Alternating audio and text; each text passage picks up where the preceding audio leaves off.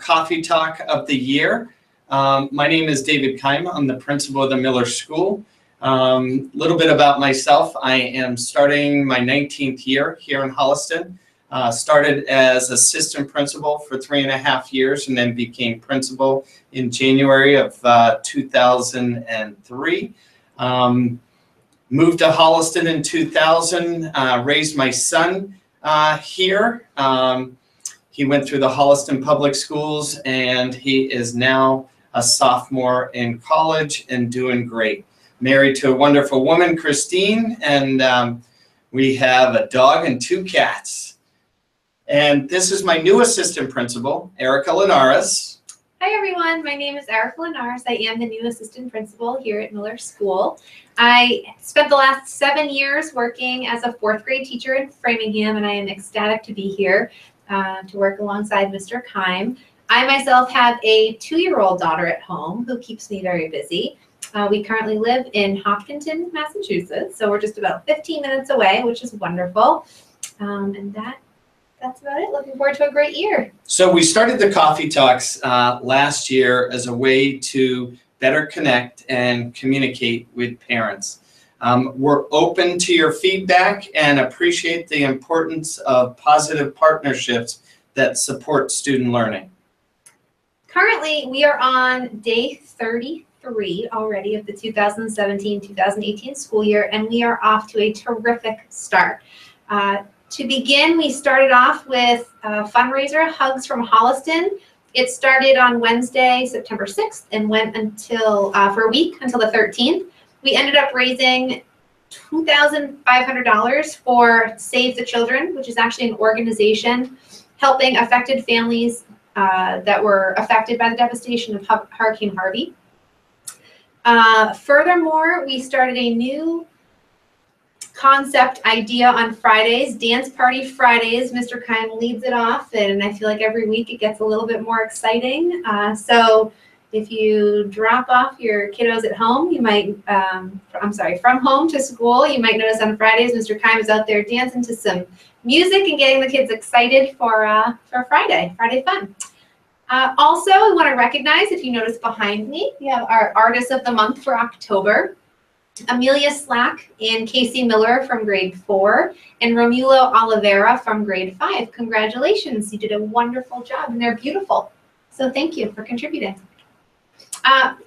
One other thing that we just want to throw out there is if you'd like to submit a question for tonight for our coffee talk, something for us to talk about that you're wondering or have a question about, we want to let you know how to get there. So you can head to the Miller homepage, and on the homepage, if you click on General Info and look down at the drop menu, you'll see Virtual Coffee Talk. Click on that and it'll bring you to the page. You scroll down, you can type in your name if you want, and then just submit a question. We'll see it pop up here. So to give credit where it's due, Adams Middle School started these Coffee Talks 2 years ago. We thought it was a great way that they were able to communicate with families, and we just wanted to continue those. And also to give credit to a principal friend of mine, Michael Kyra, who has done dance parties in Ashland, and he actually showed it to me 2 years ago, but finally got up the nerve to start doing that. Seems like the kids love it, although I don't have everybody dancing on the way in yet. They seem a little shy. But we'll get them there as we move on throughout the year. So one of the questions that has come up to us was, I saw the notice, laps at lunch. Does that take place during the student's regularly scheduled lunch period? My child often says she doesn't have enough time to eat already.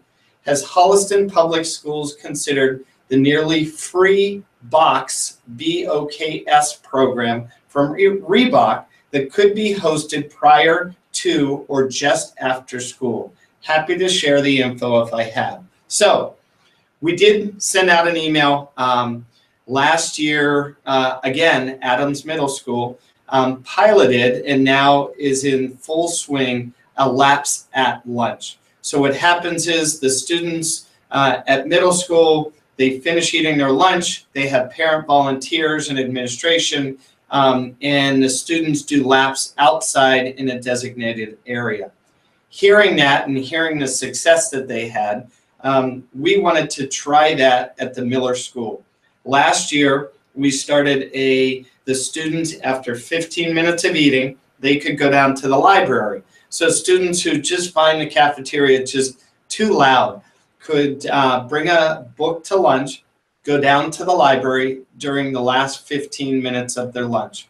This isn't for everybody. When they go down to the library, they can't talk. It is strictly reading. But I do get a good portion of students who enjoy doing that at lunchtime. So at the Miller School, we have a half an hour for lunch. Depending on whether a student buys or brings their lunch, might be down to 25, maybe 20 by the time they eat their lunch. I've been here 19 years, and I noticed that most of the students, not everybody, but most of the students are done with their lunch in about 10 minutes, possibly 15 minutes, which leaves another 15 minutes for, just, you can get loud. You can sometimes want to go visit your neighbors at another table. So that's why, again, we started the library program last year. And that's why we want to try this Laps for Lunch at lunch this year. So what it's going to look like is students cannot participate in this until at least 15 minutes into the lunch period.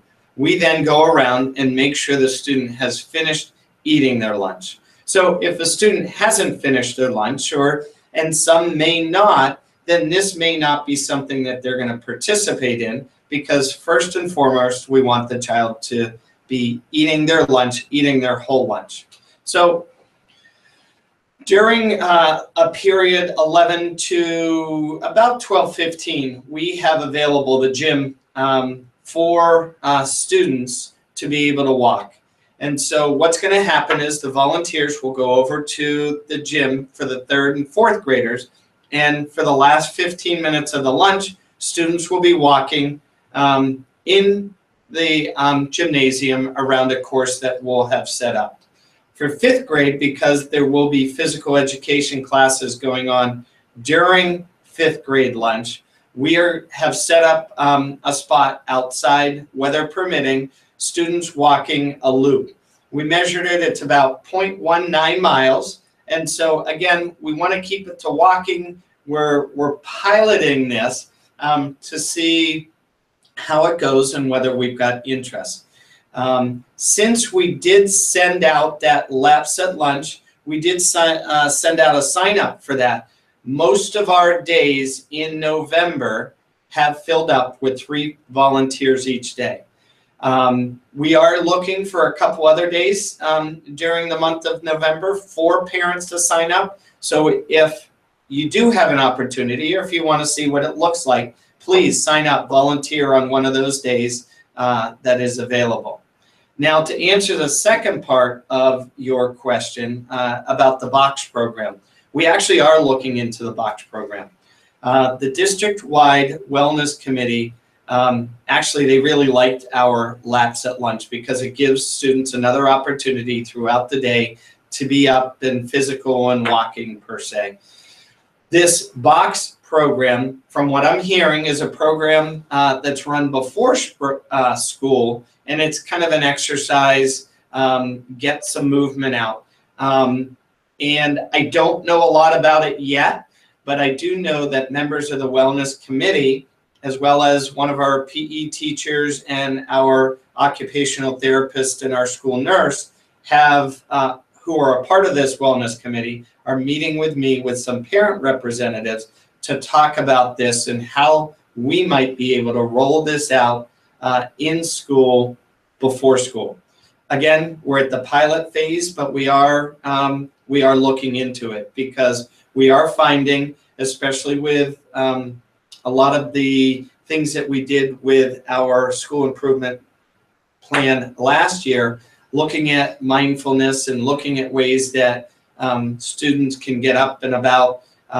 This is an area that we are very interested in and we want to see successful.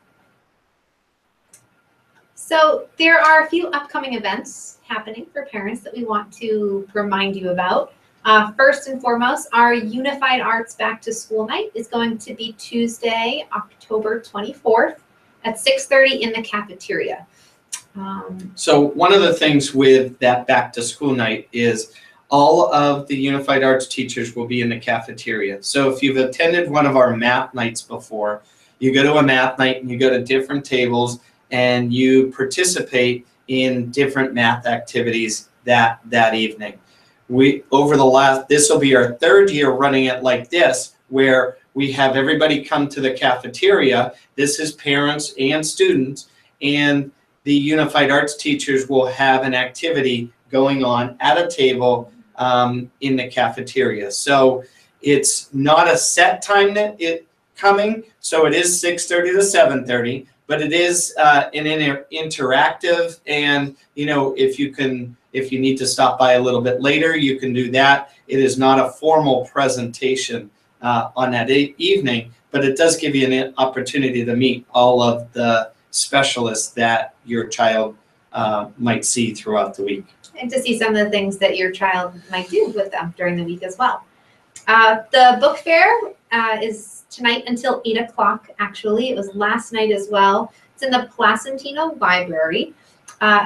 In fact, last night we sold $7,300 worth of the best books book fair. So that's the one in the Placentino Library. And then we sold an additional $740 with the used book sale. We were actually down there tonight checking out the many books, and there are a lot of different kiddos there checking things out. I actually got a few myself for my little one I was very excited about. So be sure to check it out if you have time tonight. You have another hour or so to head on down and check that out. And the used book fair is new this year, and it's actually in the connector hallway between Placentino and Miller, outside of the gymnasium and outside of the cafeteria. So come on down, check that out. Plethora of books, awesome prices. The PTO Readathon, it's currently going on with both Miller and Placentino, and right now Miller students have read a total of 48,470 minutes. I feel like I see kiddos coming in all the time talking about how they need more bookmarks. They're running out. I even talked to a couple of parents tonight saying that, which is great to see, encouraging that reading. So as far as this week goes, the top classes for this week, for 5th grade, it was Mrs. Hill's class. For 4th grade, it was Miss Barnett's class. And for 3rd grade, it was Miss Phipps' class. So the kiddos are very excited about that. This Friday, October 20th, will be our collection day for the October food pantry. So be sure to send something in if you have something at home to help donate. We also have parent-teacher conferences coming up. So just a friendly reminder for those dates, November 1st, November 2nd, November 9th. Those are all early release. They are, days. And release is at 11:10 on those days. And there is not lunch served on those days. Extended day runs as normal, but Miller releases at 11:10 on those days. There'll also be an evening for conferences as well, which is November 8th. And then there will be additional conferences during the week of November 14th. Picture retakes, if you're looking to have your child's picture retaken, will be Wednesday, November 2nd. So that's also an early release day, just as a friendly reminder. So that is November 2nd. So some of the things that when you're new to Miller, and this is things that we brought up at our coffee talk last year, what sort of clubs or what sort of activities are at the Miller School? Well, some of the things that we have are the student leadership team in grade 5. Just last week, there was a deadline for students to submit why they thought they should be on the student leadership team. So we are still tallying that up and figuring that out. And then from there, we will have a 5th grade leadership team that will focus on different service learning or different positive opportunities for our school to participate in. Also, starting in January, we will run 2 sessions of our newspaper club, and then that is for grades 3, 4, and 5 students.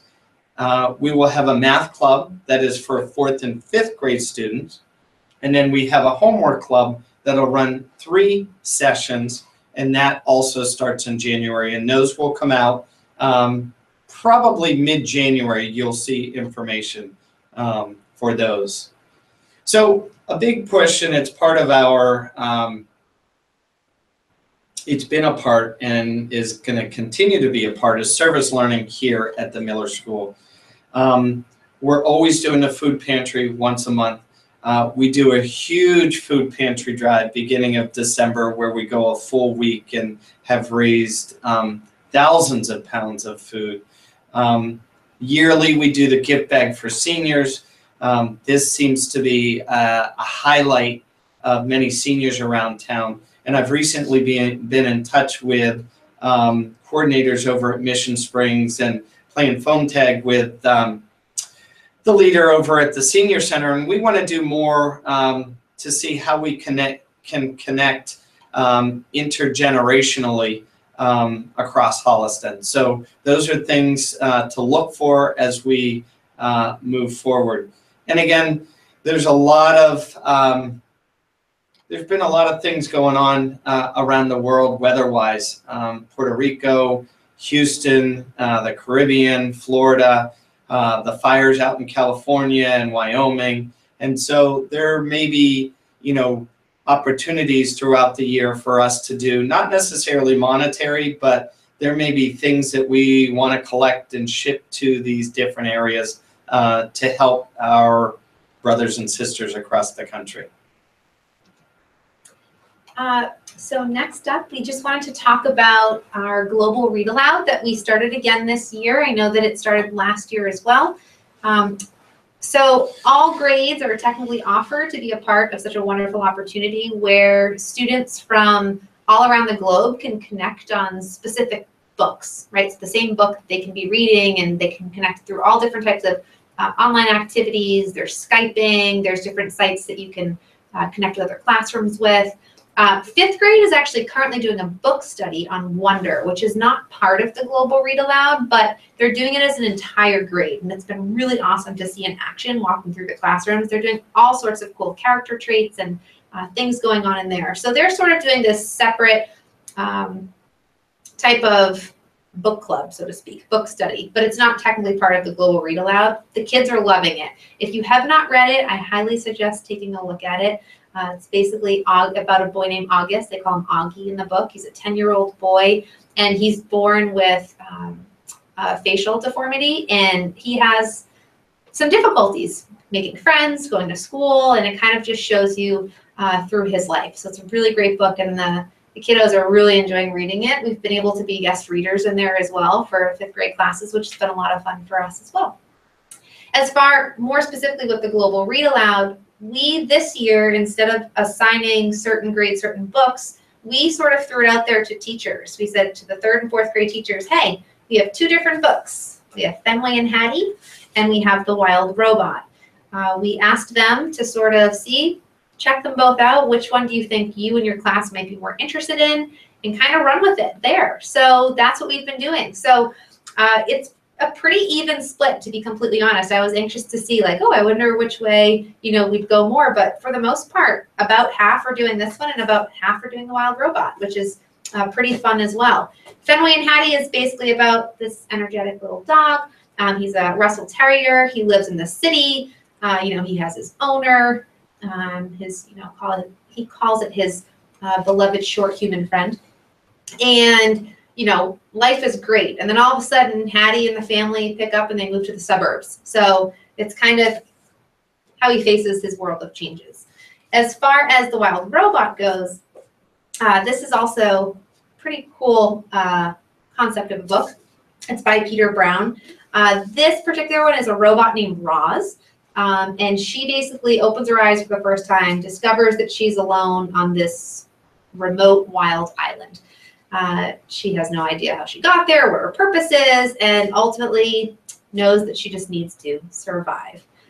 So using a lot of the island surroundings and things to help kind of takes you through her journey as well. So two different types of books, really cool. And so far it sounds like things are going really well. Again, those are the three. It's been fun. So we're looking at more ways to share with you what we're doing at the Miller School. So this year we have created a Twitter account so that it's one of our goals to better communicate with families, but also to share with you some of the awesome things that are going on at school. So we would ask you to go, if you are on Twitter, follow us. It's at Fred Miller HPS, and the HPS stands for Holliston Public Schools. So at Fred Miller HPS, and look at what we're doing. We're getting better at posting more and more things, but there's a lot of fun things that are up there already this year. So one of the things that people sometimes ask me is, why do we do switch days? So at the Miller School, we do switch days where you might see a Monday is a Tuesday or a Monday is a Wednesday. The reason we do that is because there are certain days of the week that we have far less of. So far this year, to this date, we've had 5 Mondays, 8 Tuesdays, 8 Wednesdays, 6 Thursdays, and 6 Fridays. So what we've tried to do in 2 situations is make a Monday a different day. We will continue to do this all year long. So why we do that, if you're a science teacher, as a unified arts teacher, you would have one class 5 times or another class 8 times. That's almost 3 weeks more curriculum because they only see the kids once a week. And so we try and even that out so that throughout the course of a 90-day period, the teachers are working on a 5-day schedule, and they're able to keep their lessons in line. So if you were wondering why we do that, that's why we do it. And we will email out prior to the day switches, just so that the kids know to bring their sneakers if they might have gym on a particular day, or if they're in 5th grade instruments, they know to bring their instrument a different day than they're used to bringing them in. So just a little explanation on where that is coming from. The last thing I wanted to touch on is this year, I wanted to go over and just share with you what some of our school goals are. So as a district, we are looking for innovative learning opportunities for students to do. Our admin team as a district read the book, Most Likely to Succeed. I found this to be a very powerful book. This movie was presented by our parent organization in town as Parent Ed last year, and was also re-shown at the beginning of this year. The movie and the book are different, as all movies and books are, but just reading the history of why our education system is the way it is, and why we need to change how we deliver our curriculum or to engage students in their learning. The jobs that are out there today are the jobs that will be out there when 3rd, 4th, and 5th graders will eventually graduate college, may not even exist right now. And so we need to think about how we can help students navigate the new world that they're going to be moving into. So looking at our innovative practices in our building. The other piece to that is we are looking to increase our digital footprint. Right now, I have 2 Chromebook carts per grade. I'm looking to increase that so that I can have 2 Chromebook carts between 2 classrooms. What that enables us to do is, teachers can either split them, or they can have one classroom using them and another classroom can actually have them as a center in their classroom if the other classroom is using a full set. We're also looking to at our learning space in our computer lab. It was probably top notch or the most innovative thing around when we built the building in 1999. Now we know that computer education and computer, how computers is taught is done in a much different manner. So we're looking at how we can rearrange that room to best facilitate computer learning. This year we are also continuing looking at the social emotional health of students and staff. Our opening day, PD day, we looked at what we've done over the last 2 years. Jess Smith actually did a great summary for us, and she was part of our professional development, looking at how students learn their executive functioning piece. And then we also looked at our Open Circle program, and that is our social competency program that we have kindergarten through grade 5. So at Miller, what we did was we had our students take a look, because they've, about 2 years ago, they edited and refined their program. And so we had the teachers taking a look at the supplementary materials that go along with that. We also had them take a look at what videos or visuals might go along with some of the topics that they were learning about. So we spent some time doing that. And in the afternoon, we had, was it Carrie Slack? Motivational speaker for all the employees of each one of the buildings. We are continuing to look at teaching all students, and one of the big things we're doing is with our inclusion classrooms, we're looking at having a facilitator come in and take a look at a book study, looking at co-teaching and what that looks like in different methods. And so I'm excited to learn more about that as the year goes on. And our last one is communication. As you can see, we are communicating with you this evening with our first coffee talk. We are going to try and do this every other month. Our next one is scheduled for December. And so we look to have more topics. And so if you're watching this for the first time and you think of questions that you may have, we'll have another sign-up sheet and another, so that you can ask us questions and hopefully we can answer them for you. And just talking about some of our community service that we're doing. Another question that has come up is, my student took the MCAS last year. Aren't we supposed to be getting them soon? Actually, we usually get the results in like preliminary results as an admin team late August, beginning of September. Those preliminary results have not just came out the beginning of this week. And so we have not gotten the parental copies yet. And we are expecting, if they are delivered to us from the state as a district, to mail them out sometime during the week of October 30th. So look for those later in the week of October 30th. There is going to be,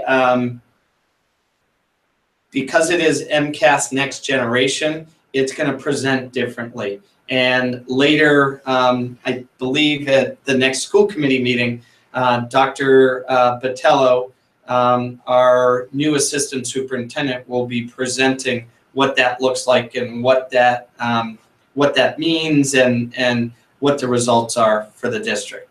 So we would like to conclude and thank you for joining us this evening, and hope that you'll join us the end of December when we do our next coffee talk. Thank you very much. Thank you.